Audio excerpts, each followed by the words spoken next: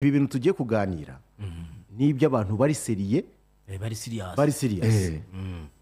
sinshaka umuntu uza kubizamo mu buryo bwa blague kuko nshobora kurakara hano rwose ngahaguruka nkigendera turumva abantu bigikaniro giye benane bagarahaguruka bakagenda ndibaza numvise inkuru ya case sociale ya RSSB kongera umusanzu kukuba kabiri eske barakuba kabiri umusanzu umushara utiyongereye byo bivuze iki je nacyumvise buretse gato hari ikintu cya mbere abantu bitonde hari ibintu twagiye dukora abantu bagaceceka kuko ibintu by'ubukungu mu Rwanda abantu babifashe nkaho ari sakirirego ari ibintu bitaganirwaho wabivugaho narakubwiye ntibibazo dufite by'ubukungu bigiye gutangira ku manifesta ntiyashize imyaka mvuga nti RSSB uburyo ikoreshamo amafaranga y'abanyamuryango ubwabyo ni ibintu bitajyanye n'igihe turimo icyambere ni kimwe niba ufite ubwizigame bwawe RSSB gashora amafaranga mu mishinga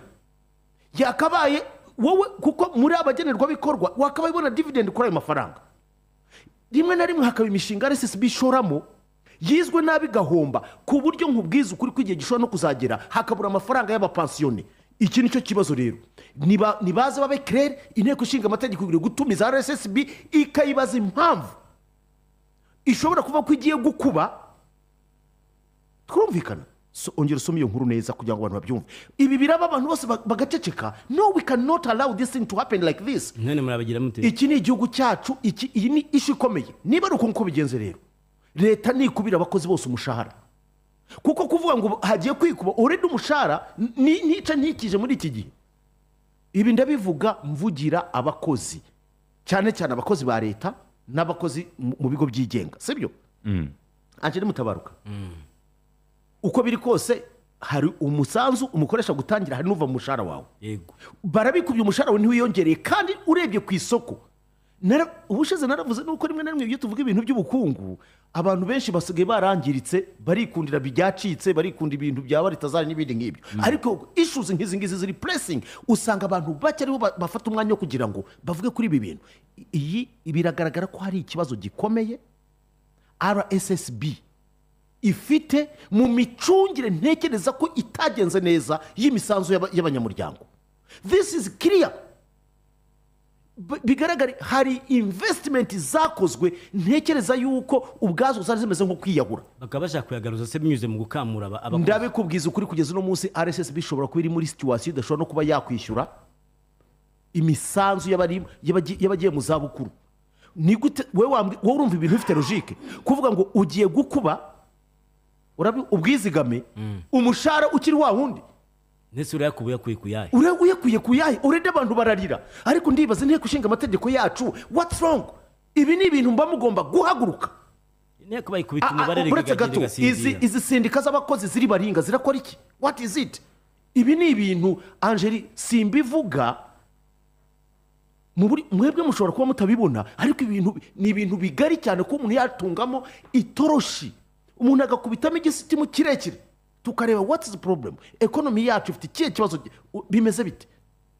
erega kensi breka banza some iyo nkuru gato yumve ariko uraza kumva uribaza koko eske batekeza ko are we fools no ntago turi ibigoryi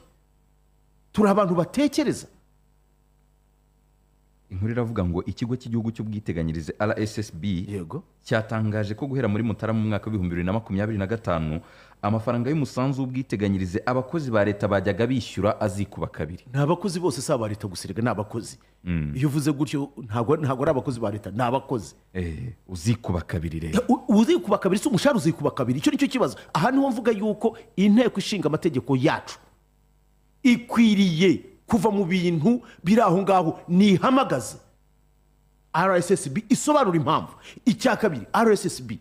igomba kurebwa investment yakoze niba zarahombye duhere kuri ayo mazu yubatswe hano ntekereza ko ari igihombo ubwo se n'umugenzuzi w'imari ya leta uzajyayo ibi ni ibintu bishobora kuba bigenze bashireho urwego rwigenga ibi ni ibintu birenze kuba n'umugenzuzi w'imari ya leta kuko aho bigeze ari amafaranga ntago ari bashireho urwego rwigenga ukajya kubakorera audit Angeli nje navuze ibintu abantu hano baranseka ndavuga nti hari ibintu tujye dukora muri economy yacu twishuka ariko biratinda bikagaragara ndakubwiza ukuri yuko ntushobora gufata ubwizigame bw'abantu ngo ubushore mu bintu ubona bitazunguka ndabisubiramo ayo mafaranga urayatabye ntabwo ari mu kugaruka ikigaragara hari ikibazo gikomeye cyane narakubwiye hari igihe kizagira nabibwiye wowe abantu nuko batajya mu bintu tuvuga rimwe na rimwe bakavuga ngo ariko barabyumva bakaduseka ntabwo ari ukuduseka iyi navuye ko ingari point isaba gutekereza irasaba abantu batekereza eske ikibazo cyihuse ni iki cyabaye kugira ngo RSSB ikube sibyo umusanzu w'ubwiteganyirize inshuro ebyiri mu gihe umushahara wo wagumye ari wa wundi none se ejo bundi bakuba amasiranse y'abamotari babasubije ngo iki ntibavuze ngo nibo bateze impanuka ngo zimaze kuba nyinshi ndabasa ntituze ibi bintu bibiri kubihuza kuko navuze ko twitonda impamvu mbihuje mbabara ntubihuze